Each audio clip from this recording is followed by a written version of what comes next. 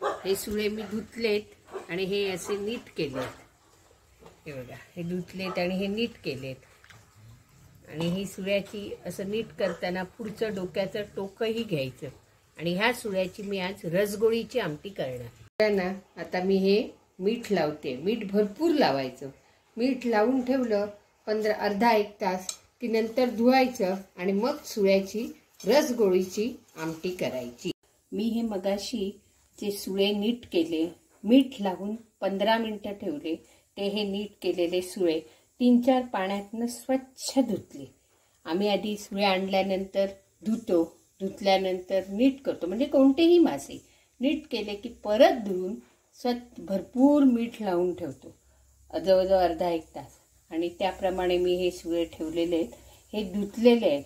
आणि ह्या धुतलेल्या सुळ्यांना आता मी हे नंतर सुळ्याच्या रसगोळीच्या आमटीसाठी लागणारं साहित्य, एक साधारण छोटा नारळ घ्यायचा, मोठा ओला नारळ घ्यायचा, सुका नाही। त्या नारळातलं रसासाठी लागणारं ही खोबरं, म्हणजे ही मोठा चमचा आहे, बोट चमचा, तो जवळजवळ 7-8 बोट चमचे हे रसासाठी लागणार आहे।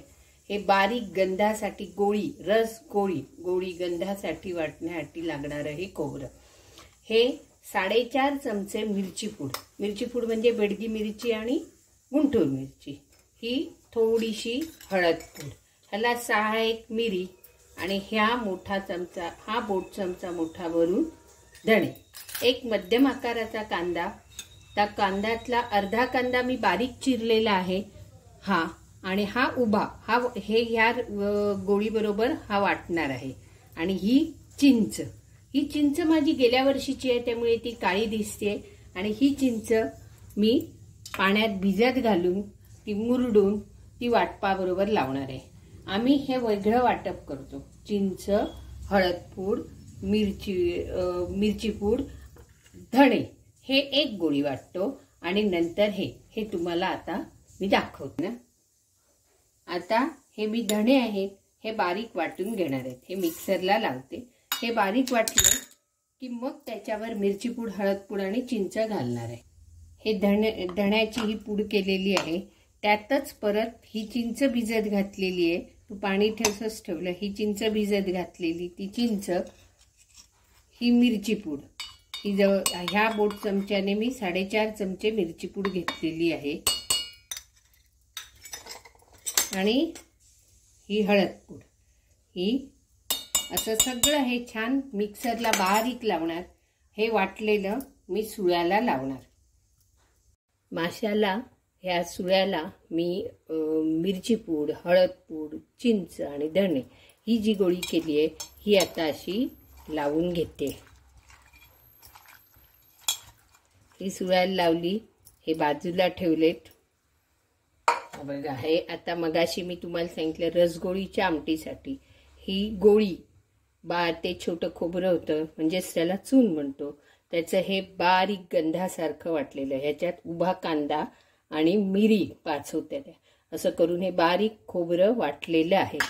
आता रस, हा जाड रस काढला, म्हणजे पूर्ण वाटून झाल्यानंतर आपण गाळणीने जो रस काढतो, पहिला रस असतो त्याला जाड रस, किंवा आम्ही आमच्या भाषेत आजी आमच्या आप्रस म्हणायच्या, आणि हा पातळ रस।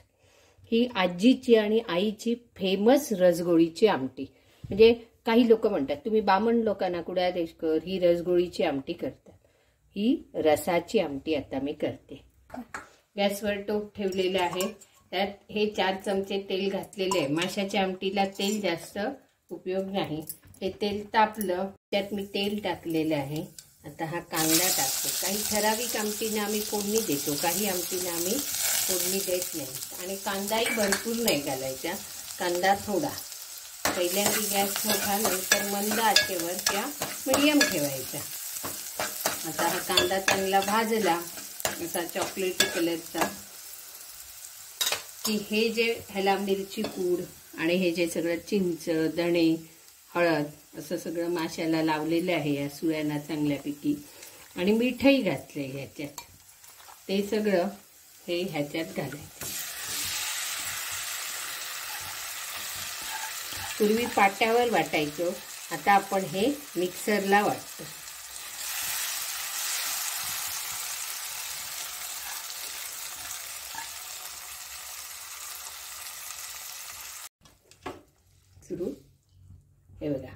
हे मासे सुळे हे आम्ही मसाला चिंच मिरची पुडी ह्या आहेत जे काही आहेत त्यात शिजवलेत. 1-2 मिनिटं लागतात. नंतर ही गोळी खोबऱ्याची ही ह्यात घालायची. ही घालताना हा जो आपण पातळ रस घातलाय ना त्याचा वापर करायचा. आता आपण पाण्याचा वापर करायचा नाही. तो पातळ रस घ्यायचा. मग तो पातळ रस घालायचा पहिल्यांदी. ही गोळी जरा उकळ ही झाली की मग जाड रस घालायचा. हे बघा हे मिरची पूडमध्ये शिजवलं त्या मसाल्यात आणि त्याच्यानंतर ती गोळी घातली आणि गोळी घातल्यावेळी जे पाणी लागतं ते हे पातळ रस घातले. आता मी हा आपरस म्हणजेच हा जाड रस आता ह्याच्यात आमटीत घालणार आहे. अशी उकळ फुटल्यानंतर जास्त उकळ फोडायला आम्ही माशाच्या आमटीची देत नाही. खोबरं घातल्यावर गोळी घातली तरीही आणि जास्त डावलेही घालून हे करायचं नाही. माशाची आमटी ही 5 मिनिटातच होते. पण करते वेळी व्यवस्थित लक्ष देऊन मनाने चांगल्या केली की आणि सुंदर होते. सुळ्याची आमटी, चिंगळाची आमटी म्हणजे इथं सावंतवाडीत ते का सुंगटा म्हणतात. काय सुंगटा मिळाली ती बारीक चिंगूळ असली की त्याची, पापलेटाची आमटी, ह्या आमट्या आम्ही रसगोळीच्या करतो आणि ह्या आमटीत आम्ही तिरफळ आणि घालत नाही.